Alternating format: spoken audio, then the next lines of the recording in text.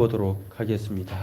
12장 1절에서 3절까지 함께 읽도록 하겠습니다. 다니엘서 12장 1절로 3절 말씀 우리 함께 같이 읽도록 하겠습니다.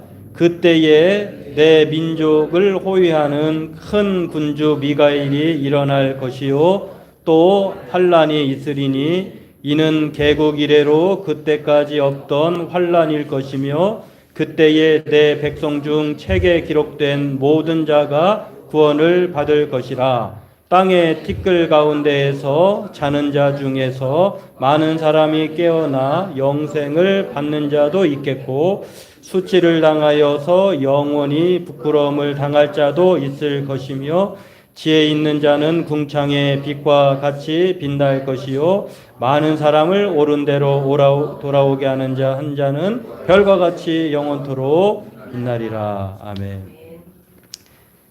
네, 아까 제가 찬송하면서 드는 생각이 우리 교회는 1세대에서 5세대까지 함께 모여서 예배하는 곳이잖아요.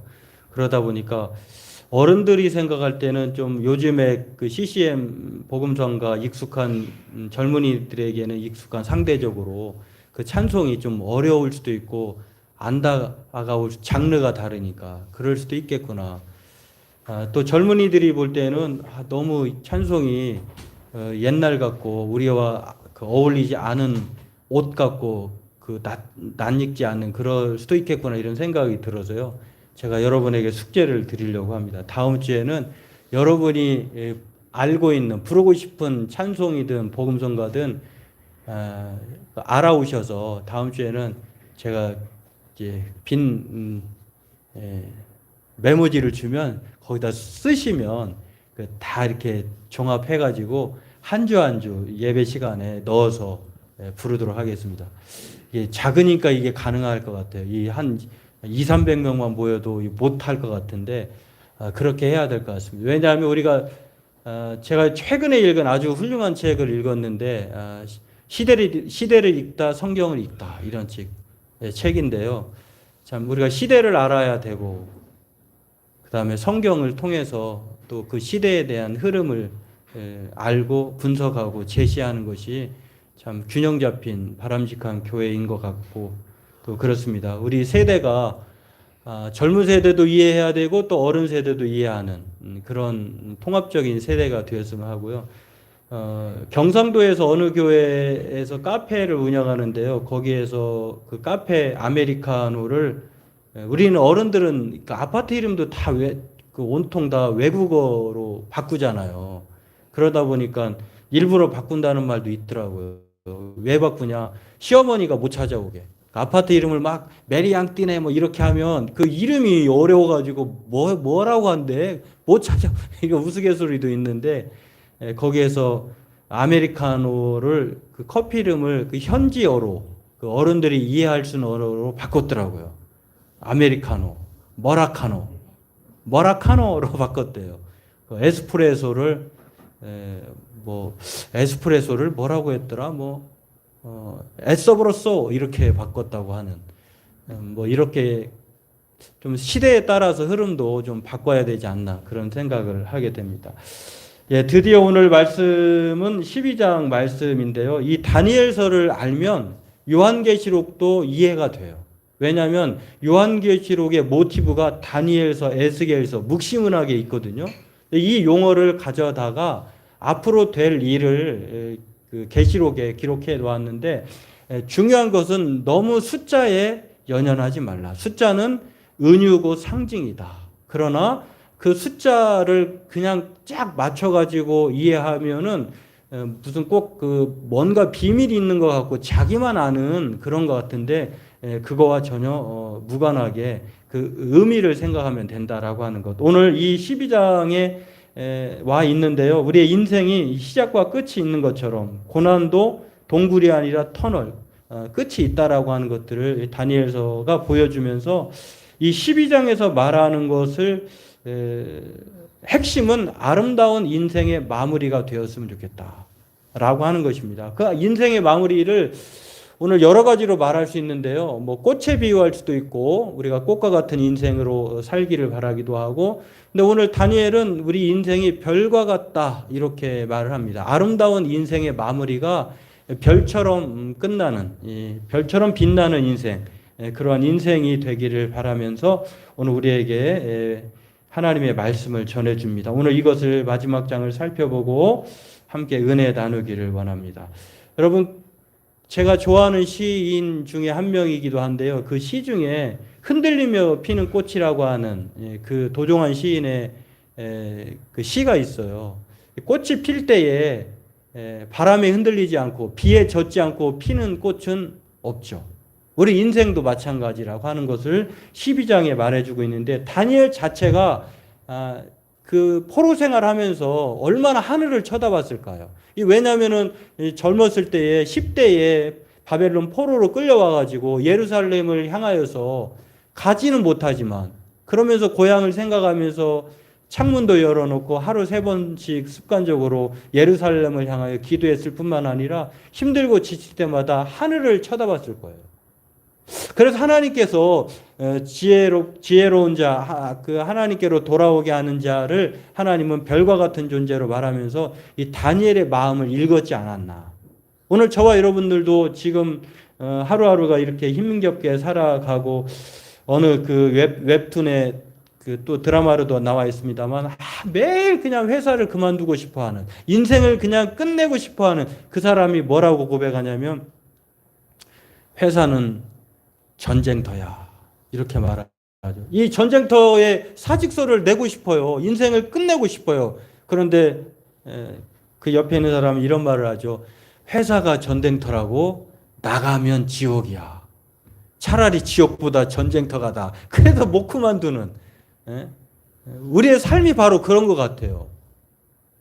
여러분, 이 다니엘서가 다니엘 자신이 얼마나 삶을 굴곡지게 살았는지 몰라요. 소년기에 끌려와가지고 페르시아와 바벨론을 지나 페르시아의 그 왕까지 인생이 90이 넘을 때까지 이는 정말 포로민으로서 치열한 경쟁, 그 다음에 모함을 이겨내야 했고요. 또 민족과 고통의 그 아픔을 여실히 그냥 자기가 체감하면서 이러지도 못하고 저러지도 못하고 그러면서 여전히 믿음의 자리를 지켜나가는 다니엘. 이 다니엘이 바로 보여준 한 사람의 일생이 지금 저와 여러분들에게도 보여주고 또 바람직한 삶을 제시하고 있다고 하는 것입니다. 오늘 이 그 지침을 12장은 최종적으로 강조하는데요. 종합해보면 하나의 문장으로 이렇게 말할 수 있는데, 끝까지 신실하게 인생을 아름답게 마치라는 것이에요. 별과 같은 인생으로 인생을 마쳐라. 하나님이 우리를 별로 인정해주면 그것으로 족한 것 아니겠어요? 사람들이 나를 지질이 궁상 떨면서 저렇게 예수 믿으면서 이 무더위를 이겨내고 참 어려운 시간 그렇게 나그네와 이방인으로 살면서 그렇게 살았더라도 뭐 사람들이 그렇게 말한들 못하겠습니까? 사람들이 인정해주고 하나님이 인정해주지 않으면 그처럼 불행한 인생도 없는. 그러나 하나님은 우리를 끝까지 신실하게 인생을 아름답게 마치라고 하는 이 별처럼 빛나는 인생으로 살 것을 오늘 우리에게 말하고 있다고 하는 것. 그 인생의 마지막 종착점이 바로 별처럼 빛나는 인생. 그리고 그 인생이 하나님으로부터 몫을 보상을 받게 된다고 하는 것을 오늘 우리에게 말씀을 합니다. 그렇다고 하면 오늘 이 아름다운 인생의 마무리, 별처럼 빛나는 인생은 지혜롭게 지혜 있는 자로 끝까지 신실하게 사는 것인데, 그 인생은 어떤 인생일까? 오늘 성경은 우리에게 그것을 몇 가지로 소개를 하는데, 핵심적으로 오늘 소개를 하면은 2가지로 요약할 수 있겠다라는 것을 오늘 말씀을 통해서 살펴볼 수 있습니다. 지혜롭고 신실해야 한다고 하는 이 한 문장을 통해서 오늘 성경 12장은 우리에게 뭐라고 말하냐? 우리가 앞에도 말씀 찬송을 했습니다만, 예수 하나님의 공의, 독생자, 주의 나라와 통치와 권세와 힘과 능력이 임하는 것, 그 하나님을 끝까지 믿고 살아가는 것이 바로 지혜롭고 신실하게 살아가는 별과 같은 인생이라고 하는 것입니다. 여러분, 하나님이 구원하신다고 하는 이 믿음을 갖는 것은요, 쉬운 것 같지만 쉽지 않아요. 왜냐하면은 이 그때라고 하는 말을 보면은요, 이 동북 앞서 11장 44절에서 45절에 나와 있는 것처럼 에티오쿠스 안티파네스 4세가 예루살렘을 3년 반 동안 아주 처참하게 짓밟을 것입니다. 그런 미래의 시대에 전무후무한 이 그런 환란이 없었을 정도의 시대가 도래할 것인데, 그때에도 끝까지 신실하게, 지혜로운 자로 신실하게 믿음을 잃지 말고 하나님에 대한 믿음으로 살라라고 하는 것입니다. 세상의 통치자, 권력, 돈, 권력이 아닌 하나님만을 끝까지 신뢰하고 믿음으로 사는 것이야말로 별과 같은 인생이다, 이렇게 말하고 있다는 것입니다. 워싱턴 사김회 교회 그 목사님이신 교수님이었다 목사님으로 지금도 현재 사역하신 계시는 분인데요. 그 성도님 중에 한 분이 신앙생활한 지 얼마 안 되시는 것 같아요. 교우라고 말하는 거 보니 아닐 수도 있지만, 이 아버지와 또 아들의 대화가 있는데요. 이렇게 말합니다. 아버지가 이렇게 말합니다. 그러니까 오래도록 투석해 오신 분이에요. 여러분, 투석한다고 하는 것은 참 쉽지 않은 일이에요. 그러면서 신앙생활하고 삶을 살아가는데 그 아버지가 투석하시는 분들 이렇게 말합니다. 아버지 말씀할 때 이렇게 합니다. 이젠 그만하자. 나 이제 하나님 앞으로 가서 무릎 꿇고 못난 죄인 왔습니다, 이 말씀 드리련다.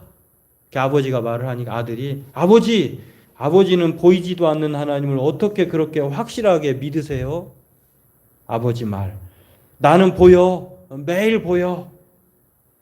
아버지가 오랜 동안 투석하는 것이 힘겹기도 하고 아들에게도 미안하고도 하고, 또 하늘에 대한 소망, 또 믿음의 눈으로 하나님의 천국, 마치 스데반이 죽으면서 예수님, 하나님의 우편에 서 계신 예수님을 바라본 것처럼 이게 이 세상에 마치고 정말 하나님께서 보내주신 이 소풍 같은 이 세상을 마무리하고 나 이제 더 좋은 곳으로 가련다, 이 믿음의 눈으로 아버지는 본 거예요.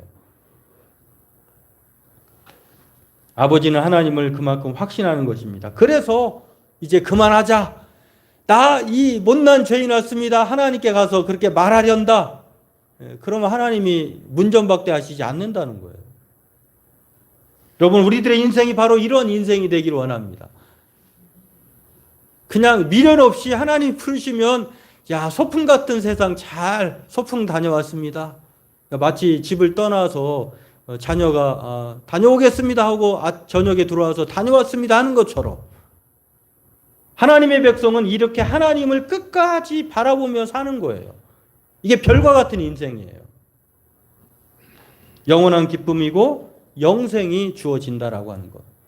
하나님을 절대 신뢰하지 않으면요, 그렇지 않은 사람과 신뢰하는 사람에 대해서 이 12장은 말하는데, 이 전무후무한 환난을 잘 견뎌내고 끝까지 하나님을 신뢰하는 사람은 끝까지 구원을 받을 것이다, 이렇게 1절에도 말하고 있고, 또 마지막 절에도 10절에도 그렇게 말을 합니다.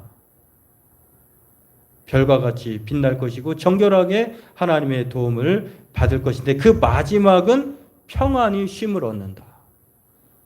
여러분, 그렇지 않은 사람은, 하나님 이 환난이 싫다고, 또 하나님의 권세가 우리에게 눈에 보이지 않는다고 신앙에서 이탈하면 어떻게 되느냐? 그 사람은 어떻게 되느냐? 영생을 받지 못하고 수치를, 모욕을, 부끄러움을 영원히 당한다, 이렇게 2절은 말합니다. 이게 바로 이 별과 같아야 할 우리의 인생의 책임이 여기에 있는 거예요. 그렇습니다. 지혜롭고 신실하게 끝까지 별과 같은 인생으로 산다는 것은 하나님을 어떤 상황에서도 정말 이 엄청난 하나님의 에피파네스라고 하는, 안티오코스 에피파네스 4세라고 하는 엄청난 전무후무한 이 환난 중에도 끝까지 믿음을 버리지 않고 믿음을 따라 사는 사람에게 오늘 하나님은 그러한 은혜를 부어 주신다고 하는 것입니다. 다음으로 생각해 볼 것들은요, 지혜롭고 신실해야 한다는 말은 무슨 말이냐면, 끝까지 하나님을 절대 신뢰하는 것과 더불어서 자기의 일을 계속 하는 사람을 말해요. 야, 주님이 오늘 오신다고 하더라도 모든 삶을 마치고 중단하고 주님이 오실 것만을 기대하면서 흰 옷 입고 또 성전에 모여서 거룩하게 사는 것이 아니라 하던 대로 자기의 일을 계속하는 거예요. 여러분, 그것을 보여준 사람이 누굽니까? 다니엘이에요, 다니엘. 다니엘은 뭐 비가 오나 눈이 오나 자기에게 좋은 일이 생기거나 또 모함이 생겨서 풀무불에 들어가고 사자굴에 던져져도 그는 똑같이 변함없이 자기의 일을 계속합니다. 다니엘에게 하나님은 그저 내 할 일을 계속하라고 말씀합니다. 다니엘이 한 일은 간단해요. 그냥 하나님의 말씀을 간직하고 4절 말씀에 또 곱씹으면서 5절 말씀에 그리고 여전히 인내하고 견디며 12절에 말씀 있는 것처럼 기다리면서 1350일 동안 그렇게 믿음으로 살아가는 것이 다니엘이 여전히 해오던 일이다라고 하는 것입니다. 여러분, 우리 인생은 그런 사람도 있어요. 사울처럼 하나님의 그 엄청난 빛을 보고 예수 그리스도의 빛을 보고 부활의 사람으로 거듭나가지고 그 이후로 온 삶을 불사르면서 살아가는 사람도 있지만 그렇지 않은 사람이 대부분이에요. 이게 도대체 하나님의 역사가 나에게 있는가, 하나님이 나의 인생을 관섭하시는가 모르면서 그냥 여전히 와닿지 않은 상황에서 그냥 평범하게 살아갈 때가 많아요. 그러나 그것 가운데도 하나님은 여전히 우리의 삶을 통해 빚어가시고 인도하시고 역사하신다라고 하는 것입니다. 그러니 그저 네 할 일을 계속 하라고 하는 거예요. 여기서 내 할 일을 하라고 하니까 여기에서 다니엘은 상당히 모범적이고 우리에게 가르쳐 줄 만한 이유가 있는 사람이에요. 아, 내가 지금 뭐 하나님과 하나님께 한번 한짝발, 세상에 한짝발 이런 상태로 어정쩡한 상태로 그런 것을 계속하라는 것이 아니라 올바른 모범적인 태도를 가지고 계속 행하라라고 하는 것입니다. 안티오쿠스 에피파네스 사서이론에 이제 유대인들은 엄청난 핍박을 받을 것입니다. 왜냐하면 11절에 나와 있어요. 매일 드리는 제사가 없어져요. 중직, 예배하지 마. 그 멸망하게 가증할 것들을 제우스 신상이 세워져요. 성전에는 유대인들이 그렇게 혐오하는 돼지의 피로 물들여지고 예수 믿고 예수를 그리스도라고 말하면은 죽음을 각오해야 하는 이러한 환란이 전무후무한 환란이 그런 있는 상황에서 오늘 자신의 일을 하라는 것이에요. 여러분, 비단 이 유대인들에게 닥칠 이 환란이 그들에게만 닥칠까요? 오늘날의 이 코로나 팬데믹도 마찬가지라고 봐요, 저는. 그거 말고도 우리가 살면서 돈으로부터 이 어려움을 당하기도 하고 사람 관계에 서서 우리가 배신을 당하기도 하고 또 자녀의 문제로 또 가정의 문제로 사업장의 문제로 또 심지어는 목사 성도 간의 문제로 인해서 자신의 인생을 엄청난 환란으로 치달을 때가 있을 줄 압니다. 그럼에도 불구하고 그런 상황에서도 여전히 자신의 일을 하는 것, 하나님의 말씀을 가슴에 품고 하나님의 말씀 가운데에 그 마음을 정하고 여전히 하나님께 소망을 두며 살아가는 것. 오늘 그 인생이야말로 하나님은 지혜롭고 신실한 인생, 별과 같은 인생으로 말씀하고 있다는 것입니다. 그럼 우리 인생을 표현할 때에 교차로로 비유하는 말이 있거든요. 근데 어떤 면에서는 인생을 산 위에 오르는 그 산행으로 표현하는 것이 있기도 한데 산행보다는 교차로로 표현하는 것이 맞을 것 같아요. 왜냐하면 우리는 날마다 살아가면서 무엇을 선택해야 할지 교차로에 서 있어요. 왼쪽으로 가야 될까? 오른쪽으로 가야 될까? 지금은 멈춰야 될까? 앞으로 가야 할까? 이걸 모르면서 우리는 날마다 선택의 기로에 서 있는데 그러한 면에서 오늘 우리는 날마다 이 교차로에 서 있는 인생 가운데에 필요한 것이 있는데 지도가 아니라 나침반이라고 하는 거예요. 여러분, 지금은 요즘에는 마치 이거 같아요. 사전이 필요 없잖아요. 요즘엔 그냥 검색하면 되는 일이에요. 사전은 언제 그 두꺼운 사전 찾아보기도 어렵고 영어 사전은 더군다나 더 어려운데요. 그러기보다 더 쉬운 것이 바로 검색하는 거예요. 요즘에 지도가 필요 없다고 해요. 왜 지도가 필요 없느냐? 하도 그냥 이 건물이 무너졌다 또 지형이 바뀌고 개발되고 하니까 사는 순간 구식이 되어버린다는 거예요. 그런데 영원히 변하지 않는 것은 나침반. 나침반은 항상 한 방향을 가리키잖아요. 흔들리긴 하지만 한 방향으로 가리킨다는. 그래서 오늘 성경은요, 우리에게 하나의 방향, 이 교차로에 서 있는 인생이 흔들리면서도 여전히 한 방향, 하나의 방향으로 살아갈 것을 오늘 하던 일을 계속 하라고 하는 말을 통해서 우리가 받아들일 수 있다라고 하는 것입니다. 우리에게 있어서 한 방향은 어떤 방향입니까? 성경 빌립보서 3장 12절은 이렇게 말을 합니다.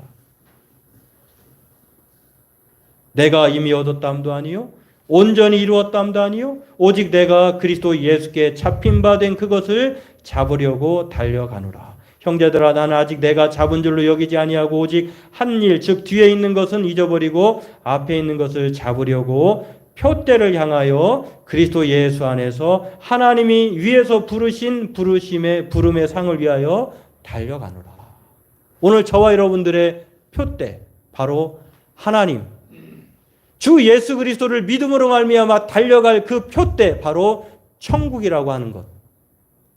또 시편 119편 105절 말씀은 우리의 인생의 나침반은 이렇게 말합니다. 주의 말씀은 내 발의 등이요 내 길의 빛이니이다. 우리의 인생의 나침반이 하나님이고 말씀이라고 하는 것이에요. 우리가 흔들릴 때에 무엇을 통해서 지도를 보고 이 지도라고 하는 것은요. 우리가 생각하는 광활한 것, 편할 것 같지만 사실 이 지도가 우리를 엉뚱한 곳으로 인도할 수 있어요. 그러나 나침반은 흔들려도 한 방향이에요. 하나님께로 향한 그 한 방향.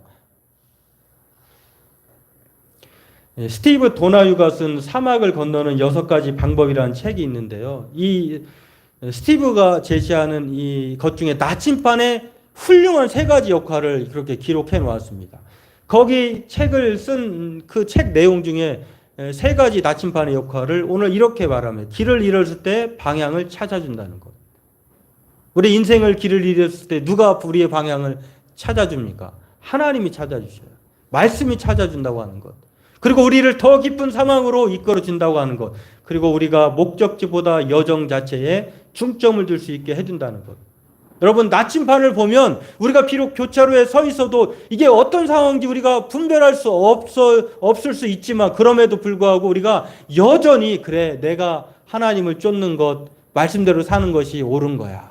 이걸 가르쳐 준다는 것. 그래서 그냥 하루하루의 삶에 우리가 집중할 수 있도록 만들어주는 것이 나침반의 역할이다라고 하는 것입니다.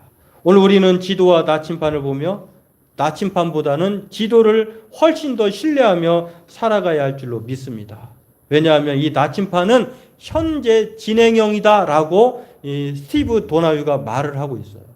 왜 우리에게 지도보다 나침반이 필요하냐? 이 나침반은 현재 진행형 동사 시제를 말하기 때문이다 이렇게 말합니다. 내가 가는 주님을 따라가는 길이 비록 흔들리면서 가는 길이라 할지라도 이 결국에는 흔들리며 피는 꽃처럼 우리의 나침반이 올바른 방향으로 인도해 주는 것처럼 결국에는 별과 같은 인생이 된다는 거예요.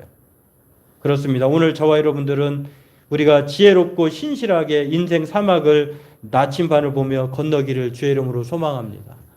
세상이 나침반이라고 주장하는 것들에 현혹되지 말고 우리의 목적지를 바르게 인도하시는 하나님, 예수 그리스도, 하나님의 말씀을 붙잡고 살아가면 어떤 상황에서도 사막을 건너 모래 폭풍이 불어와도 우리의 삶은 결단코 후회하지 않는 인생이 된다는 것입니다. 성경은 오늘 12장이 그것을 가르쳐 줍니다. 전무후무한 그런 모래 폭풍 큰 환란이 다가오더라도 지혜롭고 신실하게 그렇게 살아가면 하나님을 절대 신뢰하고 또 하나님께서 우리에게 주신 말씀에 의지하여서 신실하게 하나님의 말씀 붙들고 해오던 대로 믿음의 길을 걸어가면 우리의 인생은 별처럼 빛나는 인생으로 마무리 된다는 것입니다. 오늘 저와 여러분들이 이것을 기억하면서 우리의 인생이 수치와 모욕으로 영원한 그런 상상할 수 없는 그런 나락으로 떨어지지 말고 오늘 별처럼 빛나는 인생으로 하나님의 영원한 구원과 생명을 얻는 이 보상이라고 하는 말은요. 마지막 말씀을 보면 그렇게 살면 하나님의 보상, 평안, 이 몫이 주어진다고 하는데 우리가 요즘 일주일마다 기대하면서 살아가고 있는 사람들도 있을 것 같아요. 로또를 사잖아요. 이 몫이라고 하는 말이 이 로또에서 비롯된 말이에요. 이 로또라고 하는 말은 구약의 용어로는 이 제비뽑기예요. 하나님으로부터 뽑혔다, 보상받는다, 인정받는다라고 하는 뜻입니다. 바라기는 저와 여러분들이 다른 데서 로또 맞지 말고 하나님으로 로또 받는 인생이라고 하는 것을 기억하면서 오늘도 우리의 인생을 어떤 시련을 잘 극복해서 별처럼 빛나는 인생으로 하나님께 인정받는 복된 생애 되길 주의 이름으로 소망합니다. 기도하겠습니다. 하나님, 이제 큰 환난이